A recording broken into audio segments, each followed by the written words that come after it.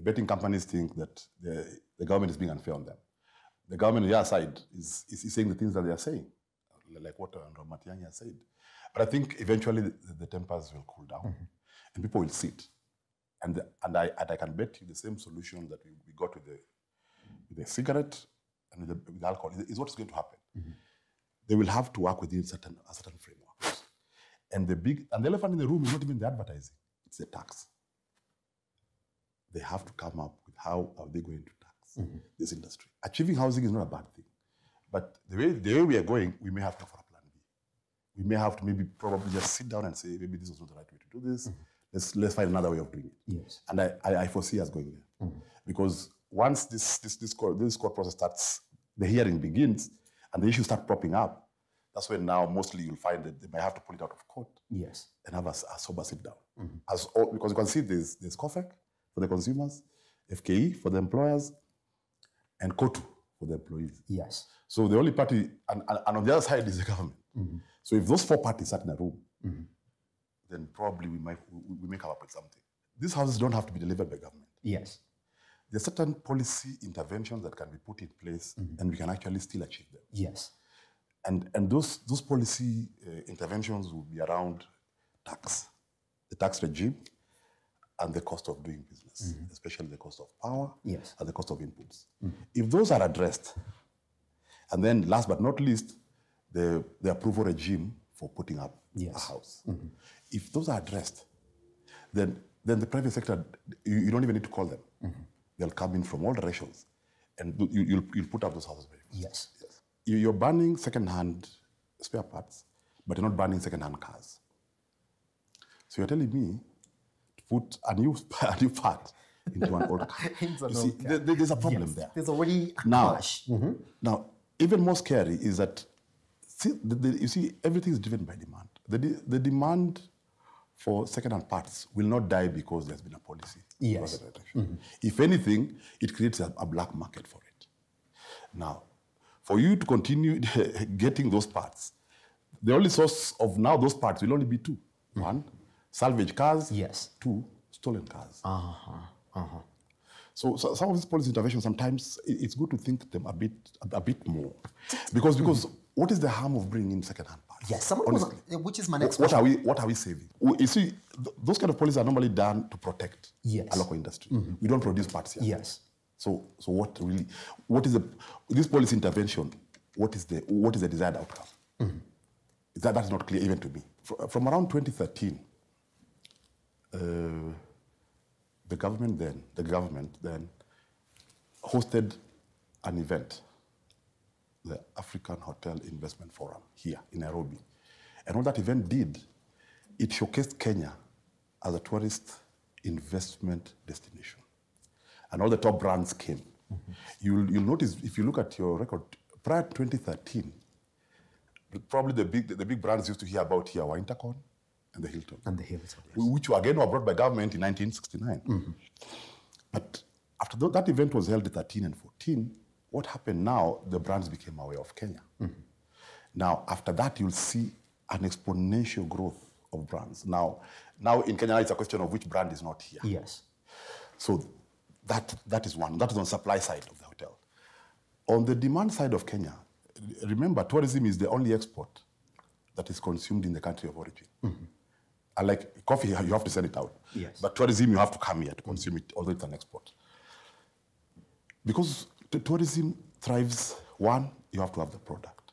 Kenya is spoiled for choice for what? The kind of tourism products that are on offer. But more importantly, it thrives in a stable environment. I think the last 2 years we moved from very turbulent position. Now we are perceived as a stable place. Yes. So people like our product, no doubt about it. Yes. But you'll only go to a place where you feel safe. So now we have got good brands here. So the brands know that. They know that the outlook is very positive. The outlook for the product is there. And then, best of all, the human capital. If you travel around the world, most likely you're most likely going to be served or be in a hotel where the manager is Kenyan. Yes. Our capacity to tourism staff is I think, top of the range. Yes. Yes. Policy is either a stick or a carrot. Yes. That time you use a stick, this time he's gone the carrot way. Now, you remember that time we were discussing, we said, if the banks, there's a vacuum. If the banks don't occupy that space, somebody else will. Yes. And thank God, they have gone in before somebody else did. Yes. Now, it's pilot. Those 5 banks and CBK is behind it. Yes. 9% is a very good rate. Very, very, very good rate for starters. Now, the question also begs, what has taken so long for us to do this? But thank God we are doing it now. Yes. Now, if we do this right, several things are going to happen. One, the SME as an industry, they'll start feeling this money and it will start growing. Yes. More importantly, the proliferation of loan sharks in the name of loan apps that are lending at almost 100%, 120, those will have no choice that either shut down or come down to this price.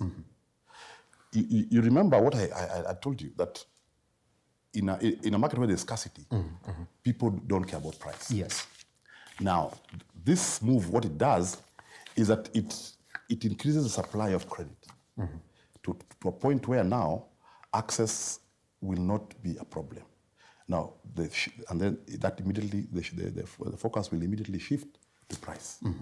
People now will move away from I'll not name names, yes, from those ones that charge exorbitant, yes, to this one. The biggest difference here is that you have big boys, yes, or girls, if you like. Don't forget, for you to lend, you have to raise, you either have to have raised deposits, yes, or you're lending your own capital. And that's why the microfinance are having a problem. Yes. They're not able to raise deposits. You can raise deposits, but at what price? You see?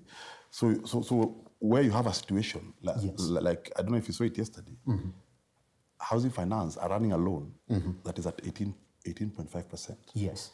Now, if your loan is at 18.5, how much do you lend it at? You can't even lend it in this market because of the law. So now, take an example of KCB. The deposits they have, lending to this market is not a problem.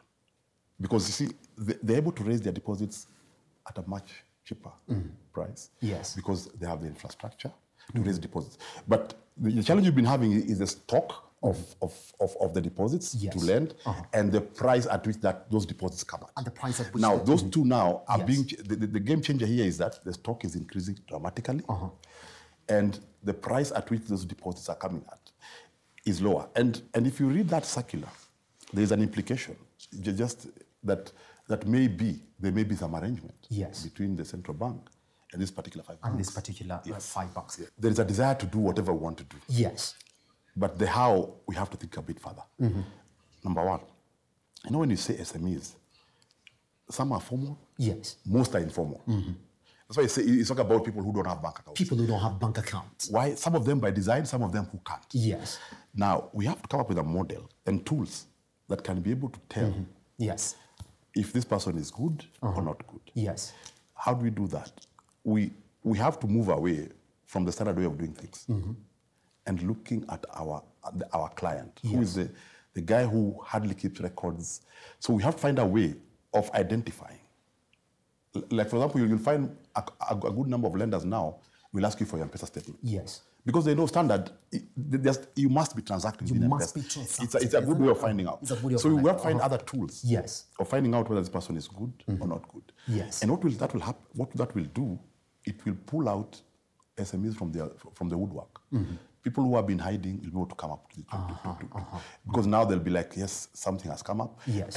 And this tool and this finance has come with tools that actually understand our business. Yes. Yes. Because you see, it's a proverbial, you cannot tell a fish to climb a tree. Yeah, no matter how much. No matter how much you do. Yes. No, e-commerce market is a good place. So, you know, sometimes the problems we face is sometimes we overplan. Yes. And maybe this is the right approach. Sometimes it's good to dive. Yes. And sort yourself as you go. You remember, like when Mzee Kibaki joined became president, Yes. they had promised free primary education. And the elections were in December. He was sworn in end of December and January. And they said, bring them in. We don't know what we're going to do with them, but we have said it. And they came in, and sure enough, we have free primary education. So sometimes the best data they can get is by getting into it. Yes. Don't forget, these are seasoned banks, and maybe that's why they were chosen. So they also have their own tools. So I foresee what will happen is initially the tools will be stricter, and as you go along, they'll continue changing their model as the data comes. As the data Don't forget now, with artificial intelligence and data science, it's very easy to develop algorithms that are intelligent, that keep metamorphosing as the data comes in. So with the kind of data we have, with the kind of sharing of data between government and banks, it's very easy to come up with a model Yes. that works. Yes.